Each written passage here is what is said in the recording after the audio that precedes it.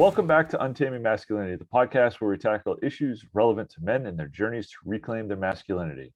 I'm your co-host, Dan, and as always, I'm joined by our other co-host, Brad. How's it going today, buddy?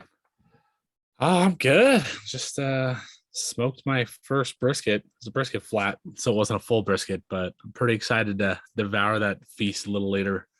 What about you? What's going on? Dude, that sounds pretty tasty. I have been trucking around to kids' sporting events today. So we started with lacrosse, which was up here in the on the Isle of Cairns. It was quite cold today. It was, like 50 degrees and overcast and windy. And the fields where we play are always like 10 degrees colder than home. So it was just, Nice. it was cold and they did not do well. So that made it even worse. And then we had to shift gears and head over about a half hour away for a volleyball game where they proceeded to also get kind of smoked. So it's been a tough day so far, but we're doing okay. The good thing Yeah. is my daughter loves both sports and has actually made a lot of improvements in both, so it's good. How does she handle getting beat up twice? She rolls with the punches. It's interesting because these are both like youth league teams, and she's in middle school now, so it's excuse me, it's a little easier. These games don't mean as much to her as they used to. The school teams definitely mean a lot more to her, and these are more almost like practice games. Nice. Good, man. It's good to see you. Yeah, You want to dive in to tell everybody what we're going to be talking about today? yeah. So we were throwing around ideas earlier today, and something that's been on both of our minds lately is the idea of a band of brothers. The concept that men need to be associating with men on the regular to help themselves. So I'm going to throw it off to you first and ask you, when did this concept first kind of enter your mind as a necessity in your life? No, that's a really good question. I think when you look back at high school, college, some of the best times that you had were with your buddies, just doing stupid stuff. Now, I'm not going to set off and say that that's a band of brothers, but let me kind of divulge where I'm going with that.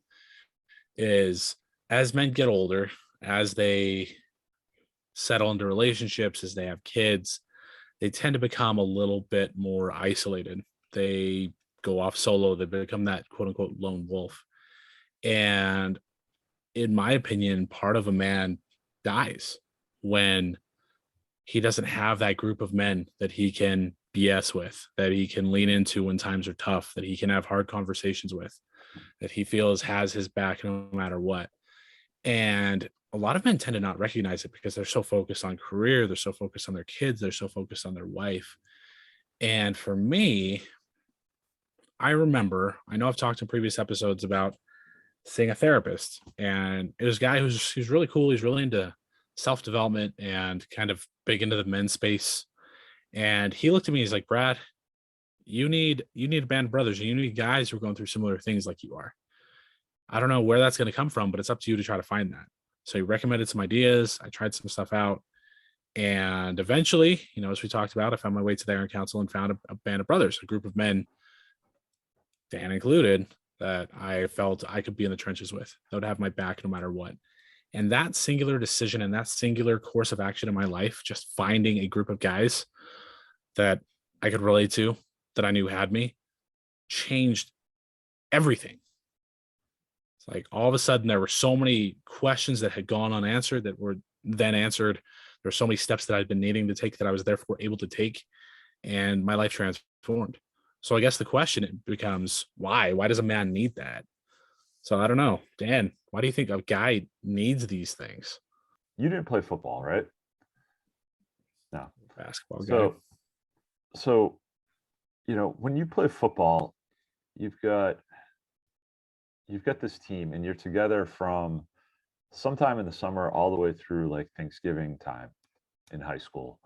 And not to make this like a an Al Bundy episode here, but you really do become tight with those guys, and it becomes kind of a pivotal point in life. And I don't think you realize it when you're going through it, but the way that you lean on those guys is it's crucial in your development as a young man. You know, you learn to rely on other men, and you learn to trust that as you're going through hard things, there are other guys there to pick you up and to help you out. Um, you know, and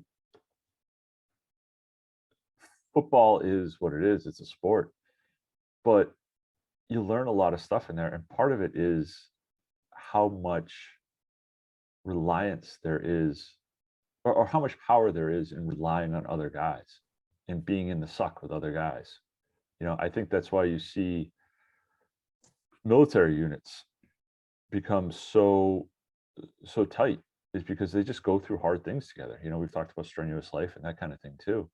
It's the same idea. It's that hard work and that common bond over doing something difficult creates this tight bond, and men achieve more when they have that. I will die on my sword saying that a man doing hard things with a band of brothers will succeed more and have more success in life than a man doing hard things by himself as the lone wolf. Period. End of story. Because there's a support system there, there's encouragement there, there's people calling you on your shit there, the whole 9 yards. You know, whereas the guy who's doing it by himself, if he slacks off, there's no one to call him out, right? If he's pushing too hard, there's no one to call him out and to help him up when he tires or when he fails. There's just a power in numbers, and there's, as men, there's a certain comfort, maybe is the word I'm looking for, in doing hard things with other men. Yeah. So, I mean, I don't know if that completely answers the question, but it's the concept of a band of brothers is just, it's so powerful in your growth Yeah. and in your development. So I guess I have a couple thoughts. There's a question, but then I also kind of have a thought. So I'm going to lead off with the question. Hmm. Why do you think that a man feels that he has to go at things alone? Like what switch flipped? What changed to cause men to think I don't need other guys, or maybe they think I'd like other guys, but I don't want to put forth any sort of effort. What created this lone wolf mentality? I think that the concept of masculinity through the years has, you know, it's ebbed and flowed and it's changed. And I think that there was some point in history, and I have no idea where the idea of the lone wolf first started, but I think there was some point where the reliance on anyone had a weak connotation to it, right? You can be strong and you can be the most masculine of men, and you can also require the assistance of a pack, you know, the and I think that fact that you're leaning on other men for some reason or another at some point in history just created this concept of weakness, which is asinine to me when you look at the power that's provided by a group setting versus the individual. But I do think that the idea of, you know, the rugged individual, maybe it happened. I don't know.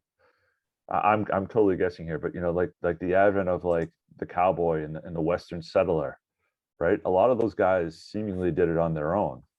You know, guys who are out panning for gold out in California and the gold rush and that kind of stuff. You know, it seems like, at least from what we see in history and even historical fiction stuff, that a lot of those guys were solo and just, you know, were rugged individuals with, you know, heavy on the individual part. But I don't know. You know, when we were early on in human development, I mean, if you were alone, you died. It was the power of the pack, right? And then at some point after after what's the word I'm looking for here? Industrialization, people were able to go at it alone, and there became some mystique, some power in being the rugged solo individual. But I don't know. It doesn't make sense to me. Yeah, I did a little tiny bit of investigation before we started this as to the concept of the lone wolf and when it took off. And it said it took off in the early 1900s. And what's very interesting is if you think of a lot of the famous men of the 18 and 1900s, you think of Teddy Roosevelt, you think of Daniel Boone, and these seemed like rugged, individualistic men. But what's so interesting is if you take a step back and look from a sociological perspective throughout history, we have countless examples of men having a band of brothers, somebody else that they could rely on. You think of Moses and Aaron, if we go way back, Jesus called 12 disciples. You think of Aristotle and Socrates. You think of the founding fathers, those who signed the Declaration of Independence. Every single one of that, like those examples, and there are countless others, are suggest that men have always had other men to rely on, that men have never had to go at it alone. It's interesting to think that it was some sort of initiative, like you said, at some point. And from what I saw, the idea of the lone wolf started coming up in the early 1900s. So, really, for the last 100 years, men have thought, oh, I don't need a band of brothers. Yet, conversely, in some of the darkest times in US history in the last century, you think of World War II, you think of 9/11, you think of the conflict in Iraq.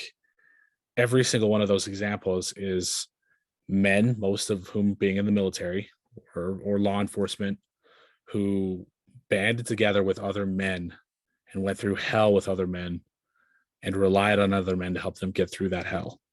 So it's this interesting dichotomy that we're presented with. But what it suggests is we have thousands and thousands and thousands of years of history that suggests pretty clearly and plainly that men need other men. And even in this era of the lone wolf, I just cited a handful of things off the top of my head of where Yep. men needed other men.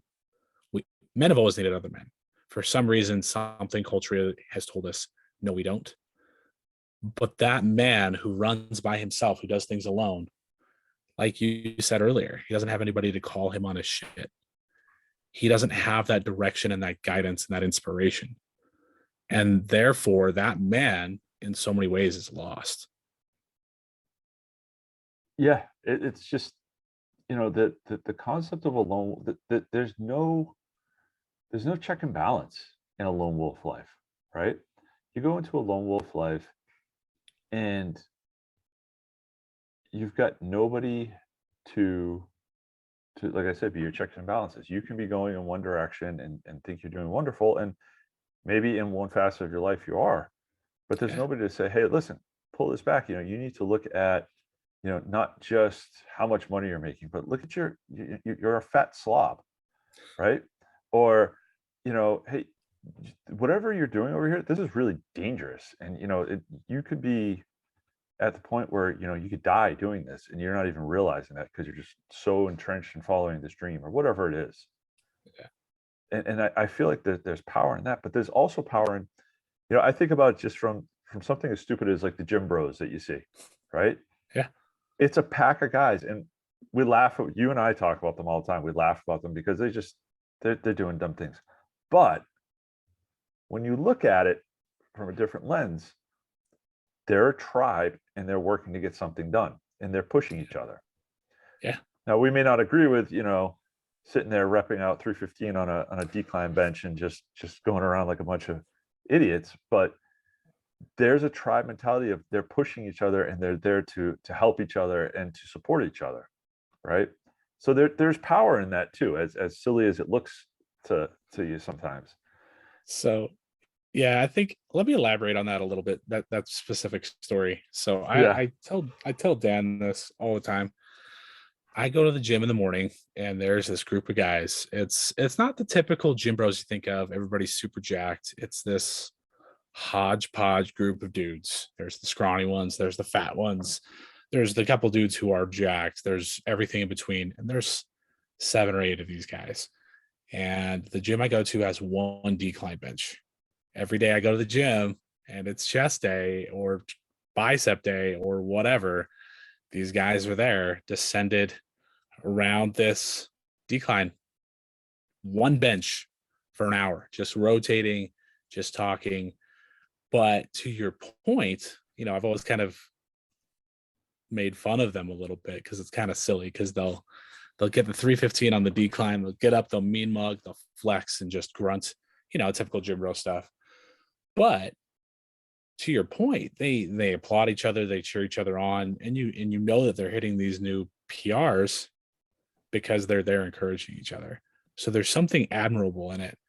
And the thing about it is they don't care what other guys think. They don't care that I'm over there thinking like, why these dudes here spend an hour and 20 minutes on the decline bench. Fact of the matter is, yeah, they could be doing other stuff in the gym. Maybe what they're doing is a little short-sighted, but they're buoying each other up, which is pretty admirable.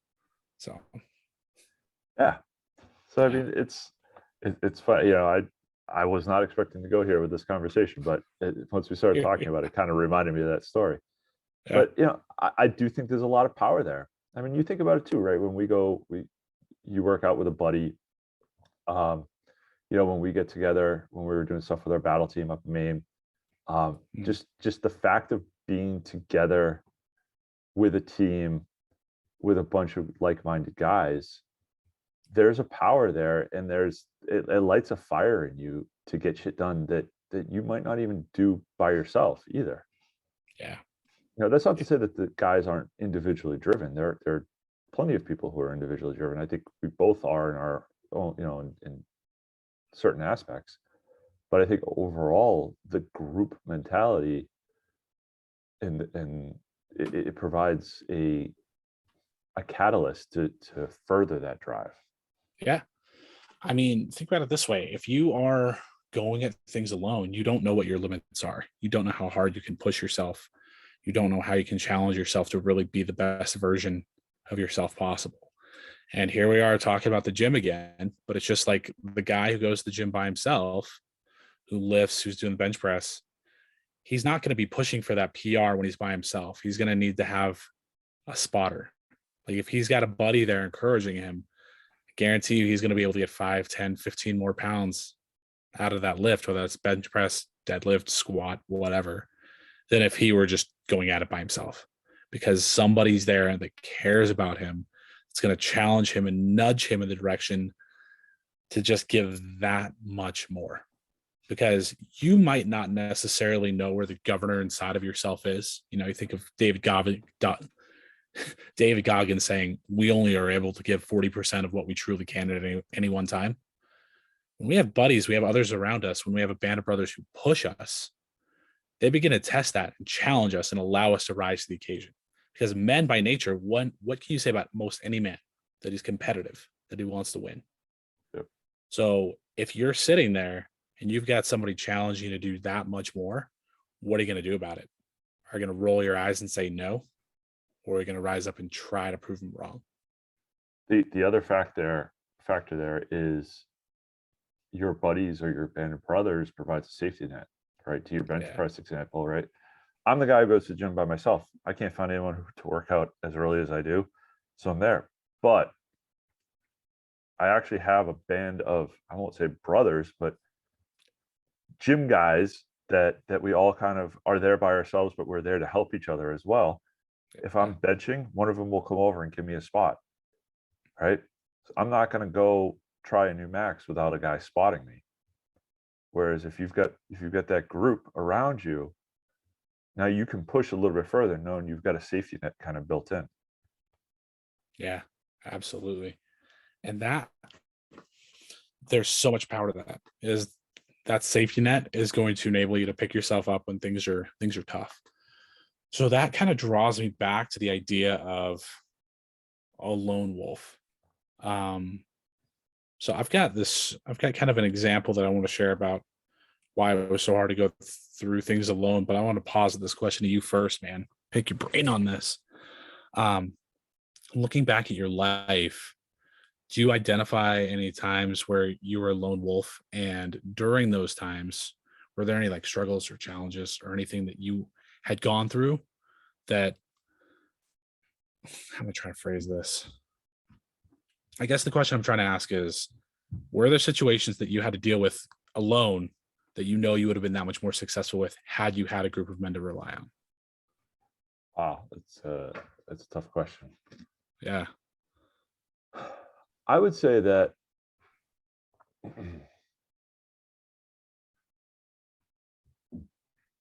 before 2018, so I joined the IC in 2018.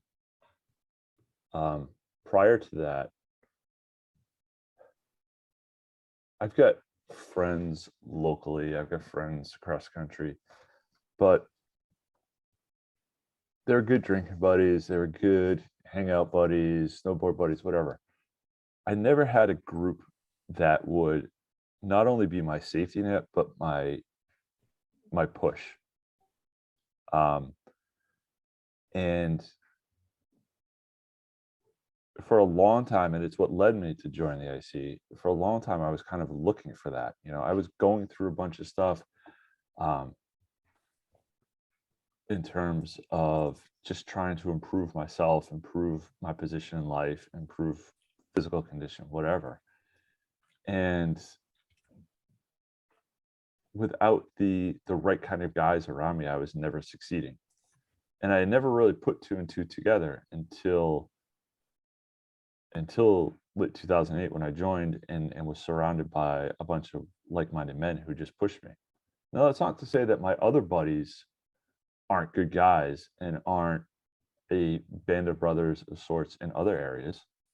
For instance, I got my snowboarding buddies who absolutely push me when we're on the mountain. I would not be the snowboarder I am right now. Not to say that I'm anything super exceptional, but I mean, I can ride pretty much anything at any mountain at this point because I hung out with those guys and they pushed me and pushed me and pushed me. But, those aren't guys who are necessarily overall looking to improve their lives on a large scale. So yeah, I think it's kind of like gets to your point of, from a self-improvement, self-development perspective, I fought for a long time by myself, just trying to figure out what was right, how to do it, and make a plan to go forward. It wasn't until I found a band of brothers that were set up in that direction that would really, really help me. Yeah. So I think that there's a difference between having buddies and a band of brothers. And this is not to say that anybody listening to this needs to drop their buddies. Like there's still, I have a lot of guys that I'm friends with that aren't on the same plane that I am, and that's okay. Like we can still talk about sports, or we can still go hang out and get some food and just talk a lot of trash or whatever we do, and that's fun. That's great. I love that stuff.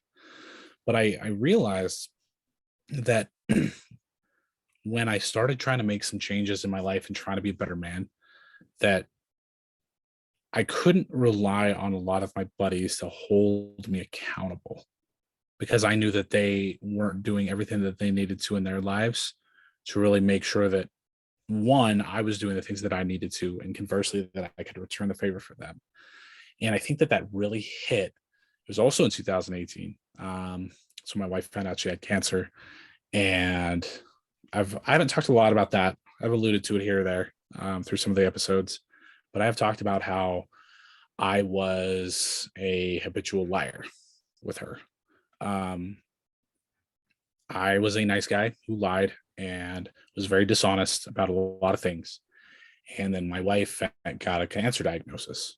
And when something that traumatic happens in your life, you're kind of put in a corner and you've got to make a decision of, what am I going to do? Who am I going to be? How am I going to show up?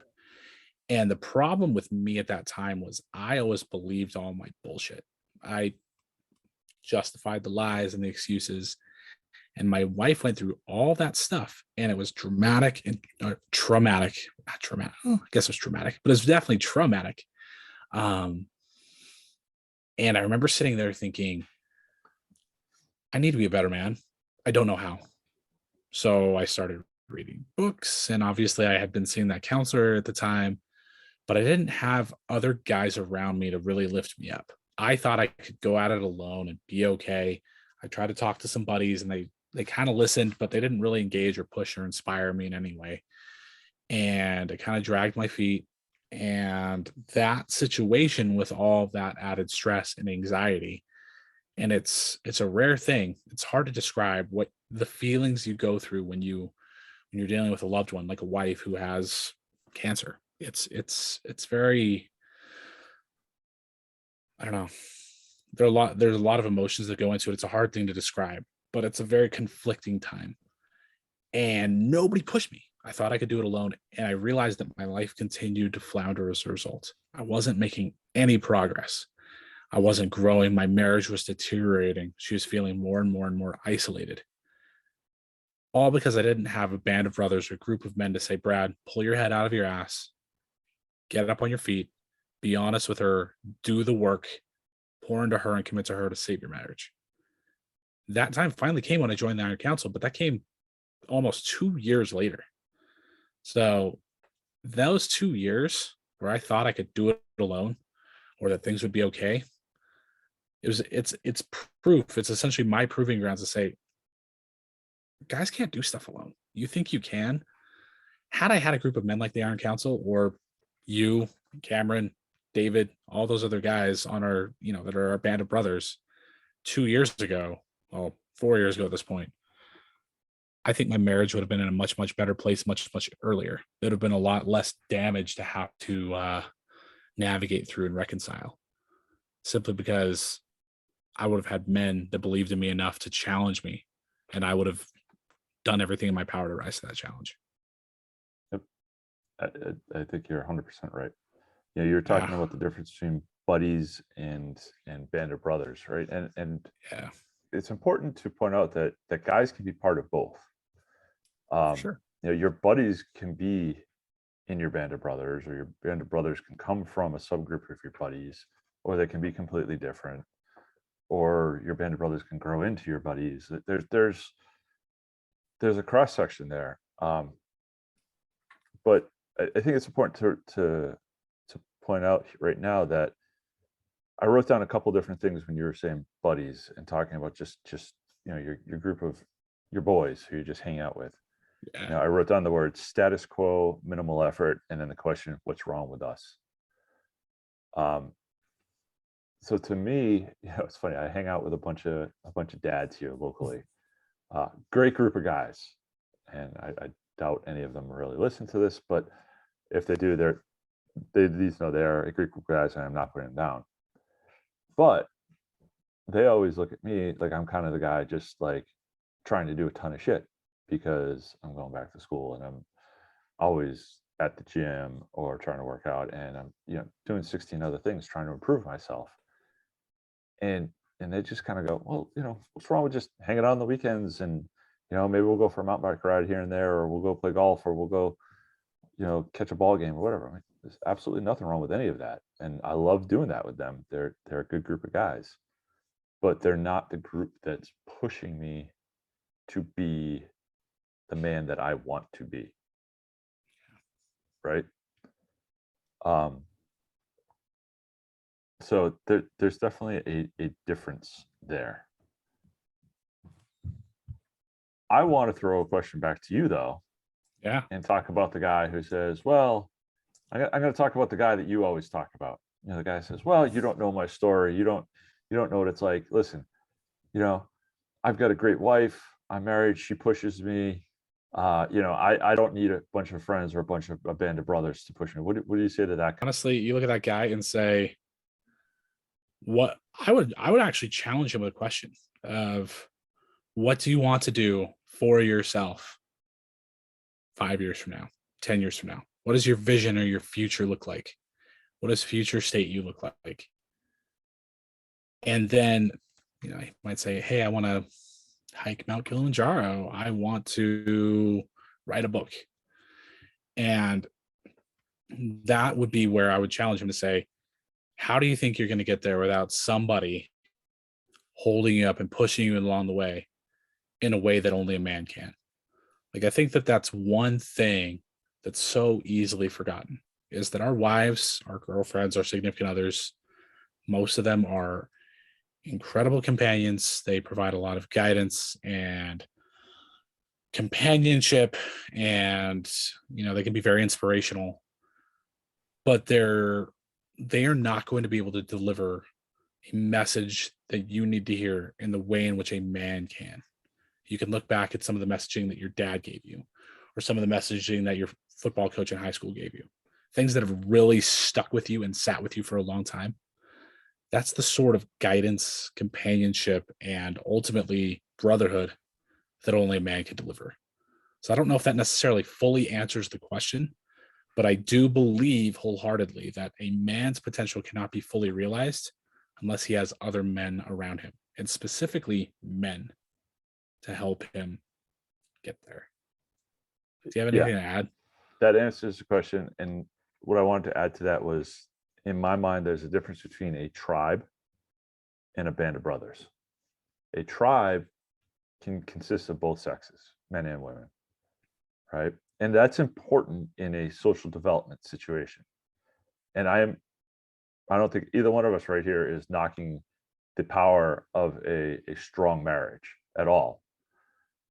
But there is a power that is created by a band of like-minded men that can accomplish things that no other group of people can accomplish. There's this innate power. It's the competitiveness. It's the innate unwillingness to let someone down that men tend to have. Our need to provide for others, and our need to, I guess, provide, but also, provide safety for others. I think safety is a word I keep coming back to in this conversation for some reason. It's surprising me, but there is a safety in being in the band of brothers. That's a powerful concept when I think about it more. I can be with my band of brothers. You, and like you said, you and Cameron and David and Nate and Andy and all these guys that are just a strong, powerful group of men that we've surrounded ourselves with. And I can be the strongest person I am. I can have my weakest moments in life and know that not only will I not be ridiculed, but I'll be picked up and helped. I can be the person who does the helping, or I can just be the person who helps sort it all out and says, hey, you know what? Andy, Brad's had a similar experience. You guys really need to get together and have like some one-on-one kind of conversations about this issue, because he really is like a subject matter expert in this, or he's really gone through the shit and knows, what to expect and can help you through it. So there's a power in being in that group of men that can do that will not exist in a group that has women in it. And I think you mentioned something very important. My biggest philosophy in being a band of brothers group of guys is that vulnerability piece. Like, a lot of us will use the term leaning in. I think it's really easy for the lone wolf to be tough, like the calloused persona, like nobody can hurt me. I'm Teflon man. I'm tough. I'm resilient. Yeah, we are those things. Sometimes, very rare. But at the same time, when you look at it, it's a very rare occurrence. Most men are vulnerable. Most men have emotions and cry and struggle and suffer and go through hard shit. We do. As much as you want to pretend that we don't, guys go through stuff. And it's important for a man to, one, recognize that, and two, to lean into that. So our big push, I mean, we always talk about it. Cameron's really big on this, is this idea of leaning in. It's like when things get hard, when you're going through a hard situation, lean in emotionally to this group of men. You can't do it alone. Like, especially emotionally. I think that's the biggest piece. From an emotional perspective, a lone wolf is going to struggle. So when you lean in and you allow men to be able to help you, and you allow yourself to be able to open up and talk about what you're going through, it's entirely liberating. I can't tell you how many times I've gone through some emotional thing, like struggling with my wife about something, or just having a really bad day, or having a really bad week. And the first thing a guy wants to do is, I got it. I'm tough. I got this. No problem. But in reality, that doesn't serve a man. What serves a man is saying, hey guys, I'm struggling right now. I'm having a tough week. And letting these men rally around you and pick you up. That's kind of the secret sauce, and probably the biggest element that the lone wolf misses out on is that emotional component. And it's a hard one to talk about. Being a guy, it's always weird to talk about emotions, but it's critical. Some guys hate the word vulnerability, right? Yeah. I truly believe, though, that when, you can call it whatever you want, but when the concept of vulnerability shows itself, that's when a group of buddies becomes a band of brothers. Because Yep. you are showing your true self. And I don't care how big, rough, and tough of a guy you are, we all go through crap. And we all have moments of self-doubt. And we all have moments of self-pity. Yep. And we all have moments where we think, I just can't do this anymore. Meaning a singular act, or sometimes life itself. You and I have both seen guys have those moments, and we've talked with them through it, and we've helped them through it, and we've had them ourselves with that same group of guys. Mm-hmm. And without that support, and that, I'm going to go back to the word again, safety of a group that is just has a unconditional love for each other, you can't do it by yourself. I couldn't imagine going through some of the stuff I've gone through in the past 3 years without this band of brothers. You guys have helped me through some incredible stuff, and I know you all have gone through some incredible stuff too. Yeah. There's a lot of stories that aren't ours to tell, but we've definitely helped friends of ours go through tough parts of life where I think they would have gotten through it. I'm not sure they would have gotten through it as healthy as they are. Yeah. And it's because of the band of brothers. It's not you, it's not me, it's the collective. Yeah. Men are resilient. You'll find a way if you're doing it by yourself, but that damage, that collateral damage left in your wake might be pretty bad. You won't having other men.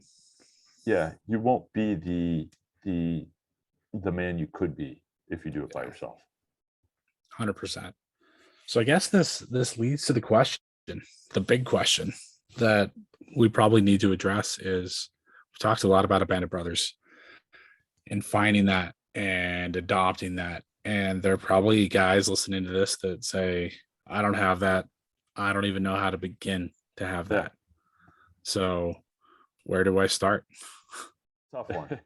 This isn't something where you put something up on meetup.com or something like that and say, hey, I'm looking for a band of brothers, right? This is something that needs to evolve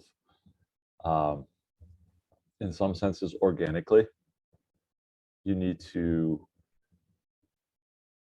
be able to trust each other. So it's not something that happens immediately. It can be something where you join a specific group that is driving in a certain direction, and then this evolves from it. I would say that you and I are both have had that experience. Or you may evolve your group of buddies into something more if you're able to have those deeper conversations and lead that group. I think that latter option, it's great because you already know each other, but there needs to be an understanding at a certain point that you're looking for more, and it's not just the group of guys that you watch the ball game with, or the fights, and go out to the bar with and hang out with. It needs to be, hey, we're going to get together every Thursday night at 6:30 and spend an hour, uh, talking about things that matter in life and trying to improve ourselves.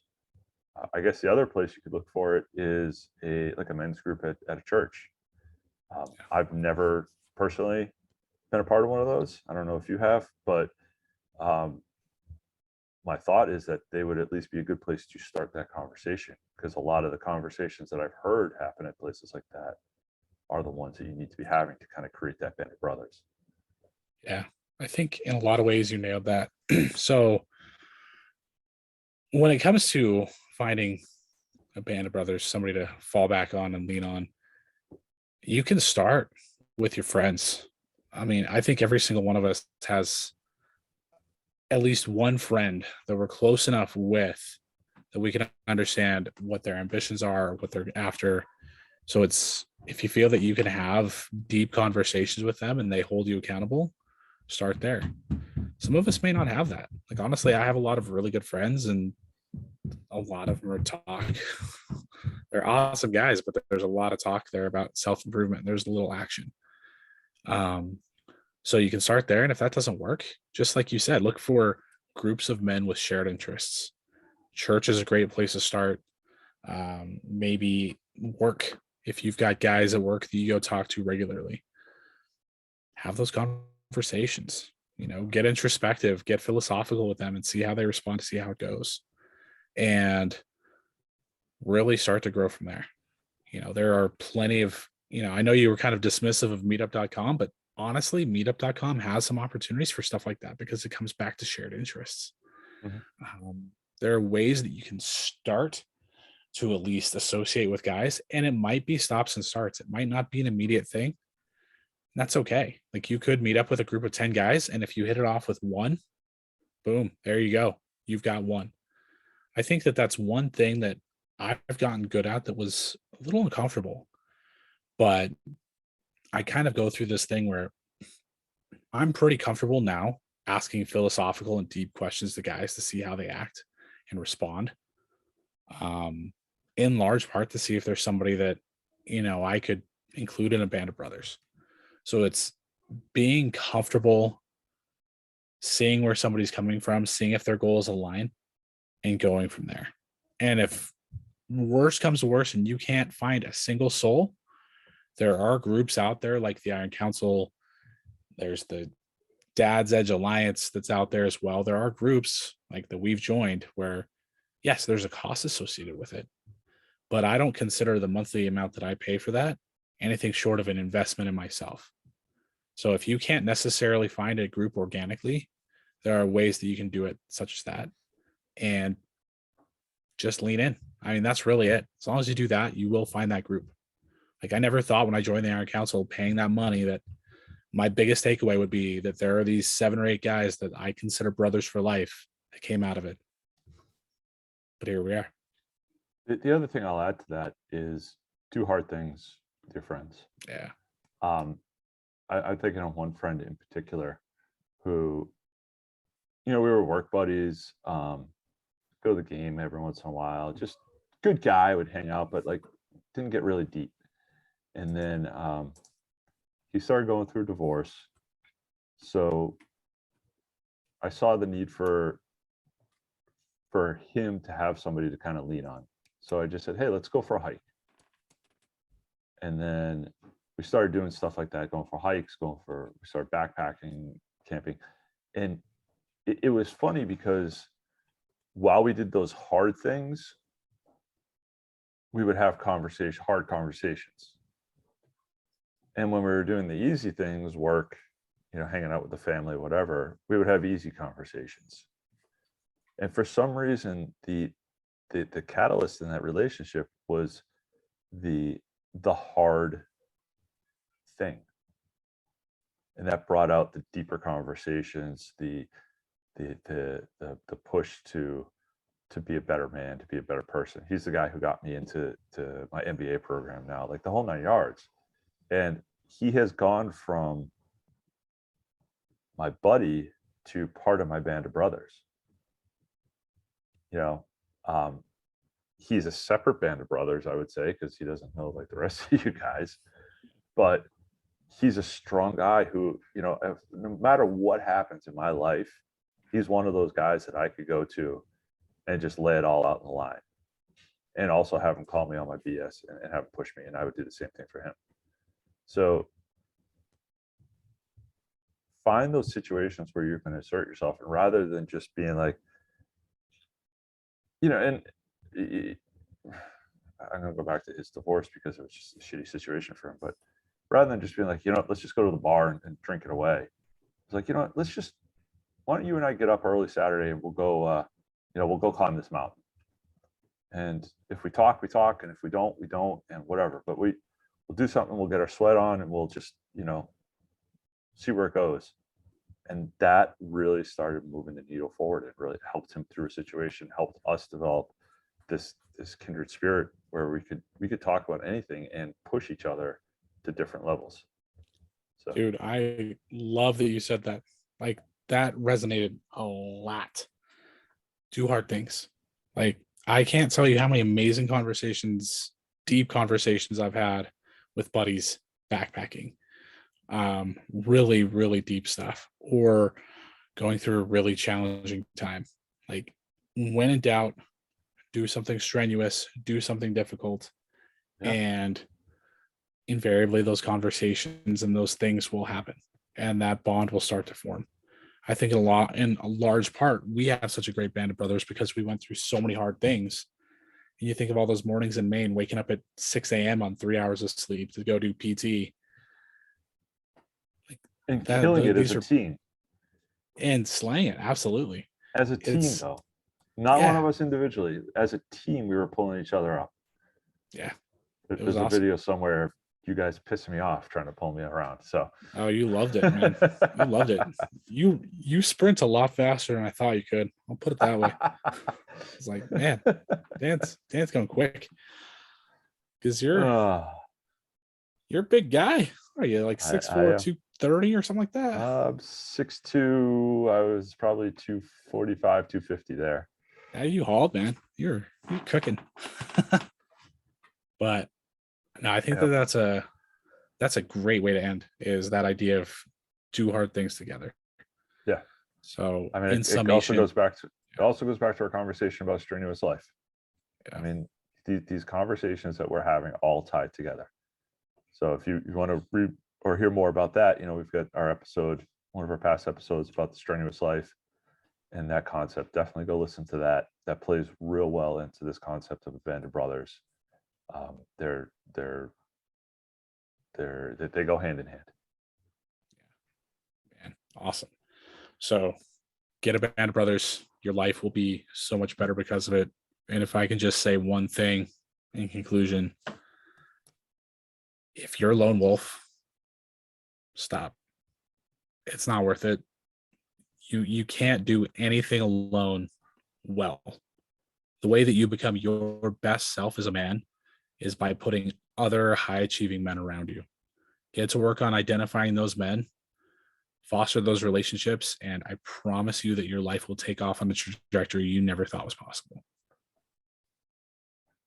Absolutely. 100%. Great way to end it.